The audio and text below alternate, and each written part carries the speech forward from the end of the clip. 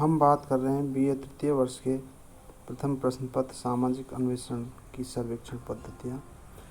इसमें हम आज बात करेंगे वैज्ञानिक पद्धति। प्राकृतिक विज्ञानों में वैज्ञानिक पद्धति का सहारा लिया जाता है, वहाँ सामाजिक विज्ञानों में भी सामाजिक घटनाओं को समझने हेतु इसी पद्धति का उपयोग किया जाता है। अतः किसी भी विषय सामग्री या ज्ञान भंडार को विज्ञान बनाने में इस बात का विशेष महत्व है कि उसे कैसे प्राप्त किया गया है, किस पद्धति को काम में लिया गया है, और यदि वैज्ञानिक पद्धति की सहायता से सामाजिक घटनाओं को समझने और विषय सामग्री को प्राप्त करने का प्रयत्न किया जाता है तो वह विज्ञान कहा जाएगा। वैज्ञानिक पद्धति को समझने से पूर्व हम विज्ञान क्या है, विज्ञान का अर्थ समझने का प्रयास करेंगे। तो सबसे पहले हम बात करते हैं विज्ञान की। विज्ञान क्या है? विज्ञान का अर्थ तथ्यों की खोज करने वाले तरीकों से लिया जाता है। जिस किसी विषय में वैज्ञानिक पद्धति का प्रयोग किया जाता है वही विषय विज्ञान है, चाहे वह प्राकृतिक विज्ञान हो या सामाजिक विज्ञान।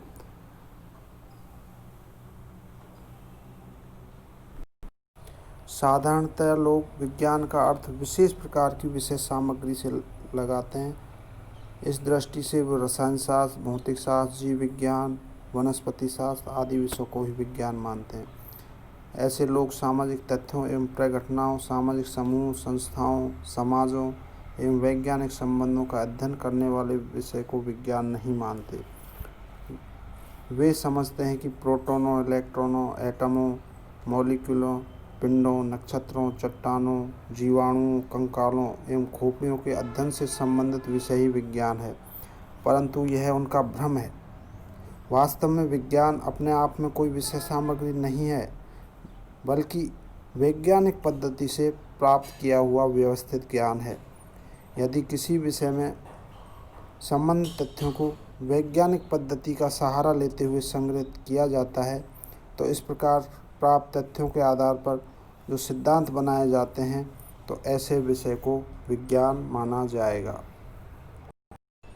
विभिन्न विद्वानों ने विज्ञान की अलग अलग परिभाषा दी है। स्टुअर्ट चेज लिखते हैं, विज्ञान का संबंध पद्धति से है, न कि विषय सामग्री से।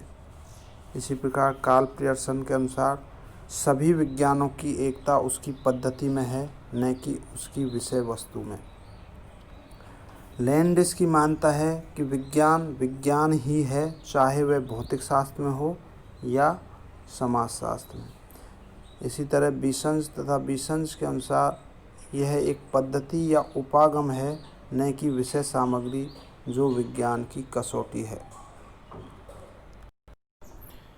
बर्नार्ड ने अपनी पुस्तक field and methods of sociology में विज्ञान की परिभाषा की 6 प्रमुख प्रक्रिया बताई हैं: परीक्षा, सत्यापन, परिभाषा, वर्गीकरण, संगठन तथा अभिविन्यास। इनमें भविष्यवाणी करना या व्यवहार में लाना भी सम्मिलित है।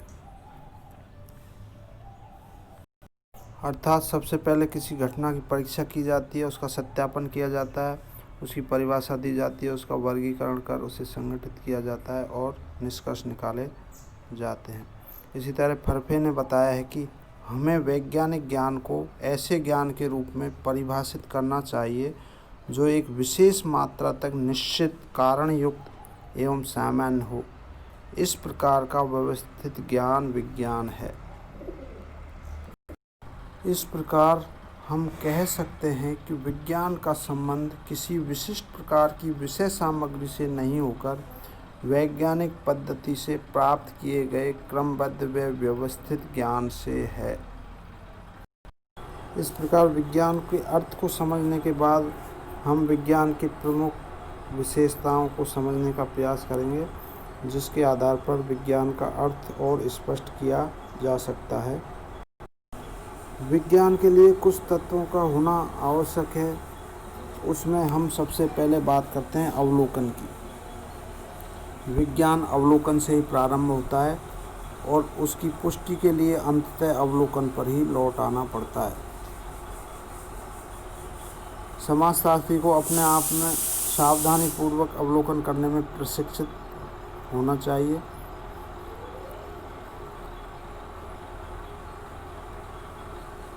अवलोकन को नेत्रों द्वारा एक उद्देश्यपूर्ण अध्ययन नाम दिया है।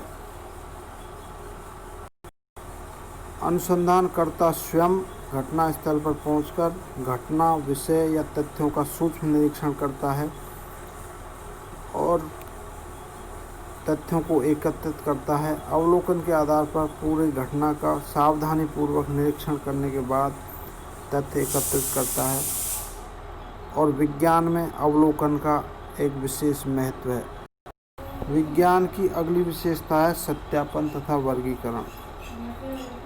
विज्ञान की एक प्रमुख विशेषता यह है कि इसमें अवलोकन विधि द्वारा जो प्राप्त तथ्य एकत्रित किए जाते हैं उनकी सत्यता की परीक्षा की जाती है और इसे सत्यापन के नाम से पुकारा जाता है। सत्यापन का अर्थ किसी भी प्राप्त तथ्य या निष्कर्ष की प्रामाणिकता का पता लगाना है।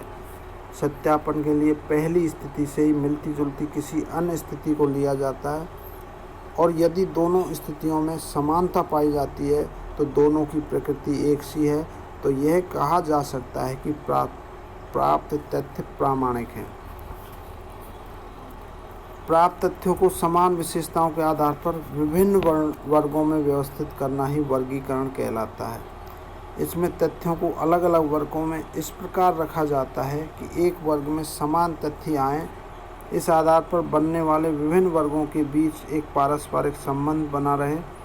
वर्गीकरण का मुख्य उद्देश्य प्राप्त तथ्यों को व्यवस्थित रूप से प्रस्तुत करना है ताकि वैज्ञानिक निष्कर्ष निकाले जा सकें। अगली विशेषता है सामान्यीकरण। विज्ञान का एक प्रमुख तत्व सामान्यीकरण है। सामान्यीकरण का अर्थ है प्राप्त तथ्यों के आधार पर किसी सामान्य नियम या सामान्य प्रवृत्ति को ज्ञात करना।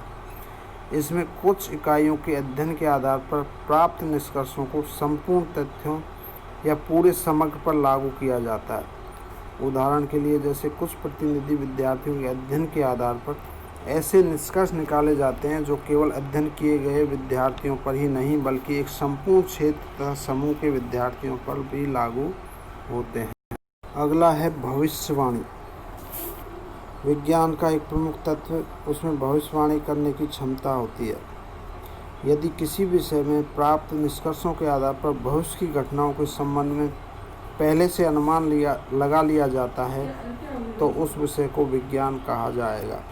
इसी तरह समाजशास्त्र में सर्वेक्षण या शोध कार्य के द्वारा प्राप्त यदि निष्कर्ष प्रामाणिक हैं अर्थात सत्य है तो भविष्य में भी परिस्थितियों के समान रहने पर वह सत्य ही रहेंगे। इस प्रकार विज्ञान में भविष्यवाणी करने की क्षमता पाई जाती है। अगला है वैज्ञानिक प्रवृत्ति। किसी विषय को विज्ञान जब कहा जाता है उसमें संबंधित तथ्यों का संकलन अध्ययन करता वैज्ञानिक प्रवृत्ति को बनाए हुए करे। विज्ञान में वैज्ञानिक प्रवृत्ति को अत्यंत महत्वपूर्ण मानते हुए उसकी 5 विशेषताओं का उल्लेख किया है जो कि गिलिन की पुस्तक कल्चरल सोशियोलॉजी में इसका उल्लेख मिलता है। पहला है तटस्थता या वैषयिकता, ऑब्जेक्टिविटी। इसमें अध्ययनकर्ता तटस्थ और निष्पक्ष होकर घटनाओं का अध्ययन करता है और उन्हें ठीक उसी रूप में चित्रित करता है जिस रूप में वे वास्तव में हैं। कहने का तात्पर्य यह है कि वह अपने अध्ययन में वैयक्तिक इच्छा, रुचि, रुझान, पूर्वाग्रह, भय आदि को तनिक भी स्थान नहीं दे, अर्थात वह निर्भय होकर निष्पक्ष होकर अपना अध्ययन करे। अगला है धैर्य।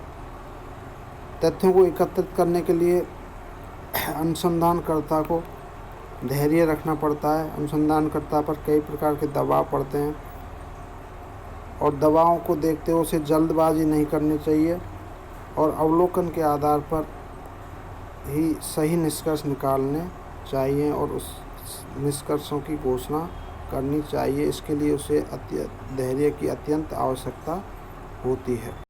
अगला है कठिन परिश्रम। विभिन्न सामाजिक घटनाओं को सही रूप में समझने के लिए उन्हें कठिन परिश्रम की आवश्यकता होती है और इसे इसके लिए उसे बलवती इच्छा का होना आवश्यक है। जब अनुसंधानकर्ता के पास इच्छा होगी तो स्वयं उस क्षेत्र में जाकर घटनाओं को समझने का प्रयास करेगा और उनके निष्कर्ष निकालने की कोशिश करेगा। इसके बाद आता है जिज्ञासा की प्रवृत्ति। अनुसंधानकर्ता को जिज्ञासा होनी चाहिए, किसी चीज़ को सीखने की ललक होनी चाहिए और उसे खुले मस्तिष्क से उस समय तक खोज करते रहना चाहिए और तथ्यों को पता लगाते रहना चाहिए जब तक कि विषय से संबंधित आवश्यक प्रमाण प्राप्त नहीं हो जाएं और उनकी परीक्षा ली जाए। इसके अलावा अनुसंधानकर्ता की रचनात्मक विचार शक्ति भी होनी चाहिए। केवल तथ्यों को एकत्रित कर लेना मात्र काफ़ी नहीं है, उसके मस्तिष्क में तो यह बात घूमती रहनी ही चाहिए आखिर तक कि तथ्यों का अर्थ क्या है, इनके आधार पर क्या निष्कर्ष निकाले जा सकते हैं और किन सिद्धांतों का निर्माण किया जा सकता है। सिद्धांतों की खोज की दृष्टि से रचनात्मक विचार शक्ति का होना अत्यंत आवश्यक है। उपर्युक्त विवेचनाओं के आधार पर हम कह सकते हैं कि किसी भी विषय के विज्ञान बनाने के लिए जो बातें आवश्यक हैं उनमें तथ्यों को एकत्रित करने के लिए वैज्ञानिक पद्धति का प्रयोग किया गया हो, इसके अलावा अवलोकन विधि को काम में लिया गया हो, वास्तविक तथ्यों का यथा चित्रण किया गया हो अर्थात क्या है का स्पष्ट उल्लेख किया गया हो, कार्य कारण संबंधों की स्पष्ट विवेचना की गई हो, निष्कर्ष प्रमाणिक हो अर्थात उनकी सत्यता की जांच की जा चुकी हो, निष्कर्ष सर्वव्यापी होने चाहिए, एकत्रित तथ्यों के आधार पर भविष्यवाणी की जा सकती हो। इन सभी के बातों का होना विज्ञान के लिए अति आवश्यक है। धन्यवाद।